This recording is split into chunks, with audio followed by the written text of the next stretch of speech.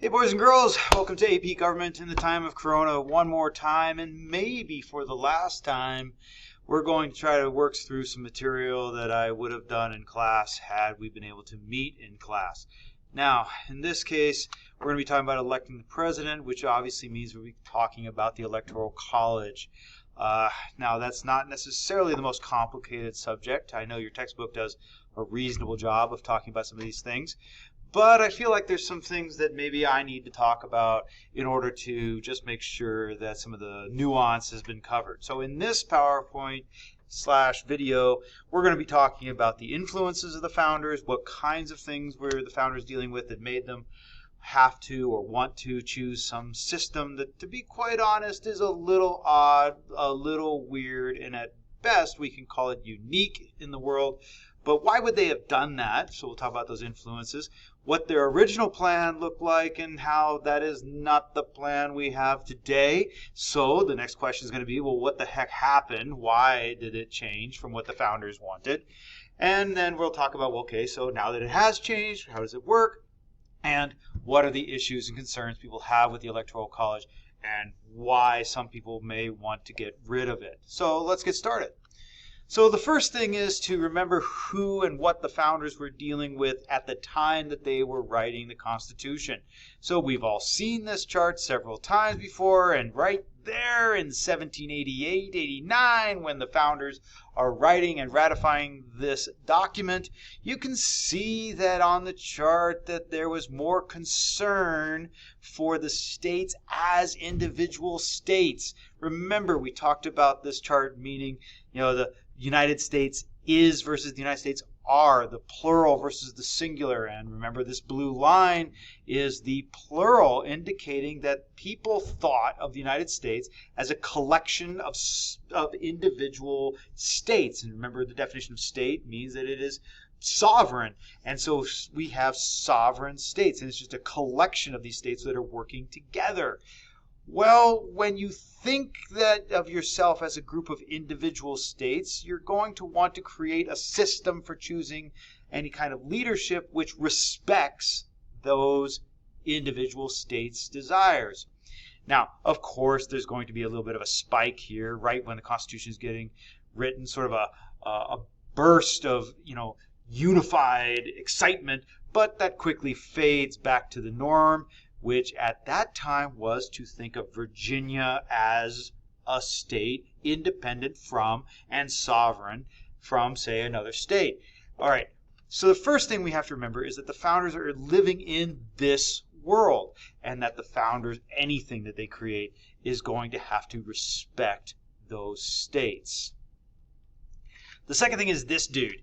Now, this guy is the standard, revolutionary soldier, the militiaman that fought the British.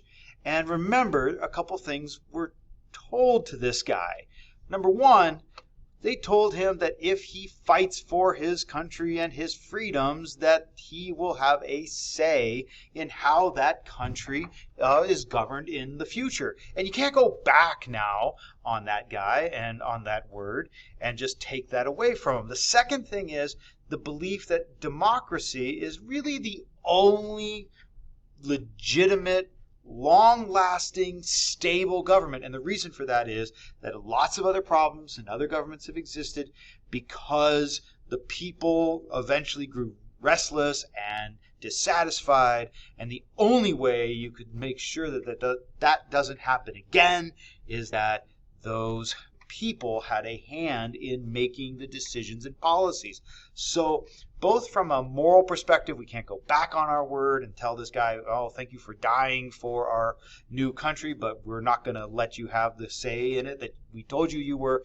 And for practical reasons, creating a more stable country, we have to let this guy have a say. All right, so far, we need to make sure the states have a say, and we need to make sure that that guy has a say in whoever or however this new president is chosen. The third thing is to remember that the founders were very clear-eyed about the problems of democracy. Now, this quotation here is not actually a real quotation, so be careful what you find on the internet, but it does raise an issue. Democracy is nothing more than mob rule, where 51% of the people may take away the rights of the other 49. That may or may not be Thomas Jefferson's words, but it still is something real to worry about. As long as the majority has the majority, they can, in a democracy, vote out or hurt or abuse the will and the ideas of the minority. And so the founders were very certain of this, especially since many of them, depending upon how you wish to define it, were in the minority. Whether that was because of their positions as wealthy businessmen or whatever, or landholders, they were in the minority, and they were very clear about, well, what happens when the majority gets power? They would maybe vote for things that might hurt us. And so therefore, this democracy thing is good, this popular sovereignty thing is great, but, let's not go too far because it does have its downsides. All right, so let's recap. 1. We need to make a plan that respects the states as states. 2. We need to make sure that the people have power. 3. We need to make sure that the people don't have power. So how are we going to come up with a system that does all that and also does the job of creating the overall goal, which is to create a unified president that can run the whole place? So it seems like already we're at cross purposes with everything, but we're not quite done. The last thing I'd like to make sure we talk about as far as what the founders, the world of the founders and what they believed, was that the founders believed that there was a need for elites in decision making. The idea being that elites, especially if you define those elites as economic elites, they have something to lose. And it's only when you have something to lose, your status as elite, your wealth, your whatever, your land, that it's only when you have something to lose that you can be trusted with making decisions. Because if you don't have something to lose, you're going to vote for whatever you think is the best for you. And what's best for you may not be what's best for everybody or best for the country. So only an elite that has something to lose will think, well, geez, this may not be what's best for me, but if I don't vote for this, then eventually bad things happen to everybody, including me. So I guess I'm going to vote against my immediate best interest. So what do we got? We have ourselves a system that must, 1, choose a president for the entire country, but 2, must make sure that president respects the idea that all the states have their own opinions. 3, we have to give the average person, the citizen, popular sovereignty and a voice. 4, we have to make sure that that voice is not so great that it could be used as mob rule in self-interest. And 5, we need to make sure that there's some system where it recognizes that only those who have something to lose can really truly be trusted with the wheels of democracy. So, what are we going to do? We're going to have to take all these ideas and turn them into a single system, which is going to be the Electoral College. So here's what the founders come up with. 1, we're going to have many small elections. We are not going to have a gigantic election with the entire country, everybody voting at the same time, and just throw everybody's vote into a hat, and whoever's got the most votes in that hat wins the election. Instead, we're going to have every state hold its own small election.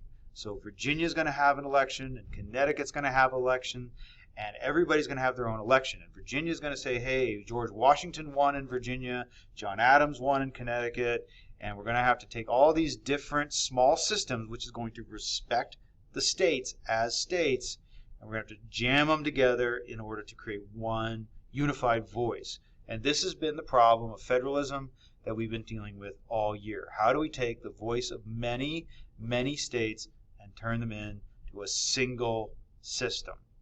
2, we're going to have to figure out how to handle the fact that we have big states and small states again. We had to handle it when we did that legislative branch thing. Remember, with the Great Compromise? Well, we're going to have to do it again. How come the big states are going to have more say, or maybe they shouldn't have more say? All right, well, here's the solution. If it worked for making law, it should work for getting a president. So if everybody was okay with the system we came up with when we decided how are we going to make laws, well, then we should use the same answer for choosing a president. So we're going to do that. Just like the system in the legislative branch, every state's going to get 2, just like in the Senate. That's going to equal out things for those small states, protecting them.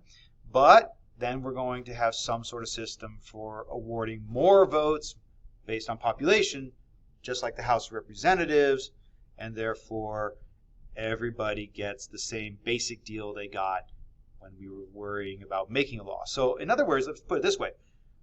The system for choosing the guy who will execute laws will respect the same ideas as the system we chose for making laws. 3, these people, we're not going to choose them as representatives of the people. We're going to choose them because we believe personally in their judgment. That means I'm going to vote for the guy down the road, not because I know he's going to vote for Trump or he's going to vote for Biden, but I'm going to choose that guy because, he's a good guy, seems to be pretty well educated, seems to have a good, head on his shoulders. I trust him. I live with him. I know him. And I'm going to choose him, and whoever he chooses, that's going to be okay with me. I'm not choosing him because he's going to vote for Trump, and I want to vote for Trump. I'm going to choose him because he's a good guy with a level head, and I trust his judgment, and I don't care who he chooses because whoever he chooses, I'm going to trust. Now that guy is going to get 2 votes, and they're both going to count for president. We're going to see where that goes in just a little bit. So, we've got our system. We have a piece of it that respects the states as the states. We've got the idea of the population and the various big state, small state problem handled. We have the elites issue there, so that only those who have something to lose, have a real say. And off we go. We've got ourselves a system, and we have these 2 votes, and so everybody's going to cast votes in November. They're going to meet in December to do this. So basically, everybody's going to choose their electors in November, and then these guys are going to get together in December, and they're going to cast their votes. And the guy who gets the most votes becomes the president. One who gets the second most becomes the vice president. And gagne, French for win. Gagne, we have ourselves a president. And we have ourselves a vice president, and everybody's happy. The states got a say, the small states got a say, the big states got a say, the elites got a say, the people got a say because they voted for the electors, but the people didn't get as much say because the electors did the actual choosing, and everybody's happy, and yeah! And what we'll do is in the next video, we'll talk about why that didn't work. So, till then, have a good day.